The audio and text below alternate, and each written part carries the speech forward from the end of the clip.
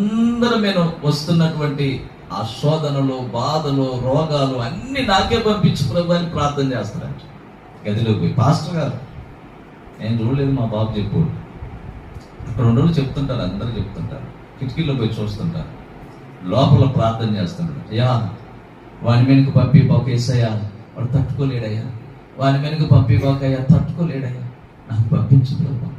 అయ్యా నేను తట్టుకుంటానయ్యా, ఆ కృపనిచ్చావు కదా ప్రభు, నా మీదకి పంపించని అన్ని ఎప్పుడు రోగాలతో, బాధలతో, సమస్యలతో, వేదనలతో రోధిస్తూ ఉంటాడు.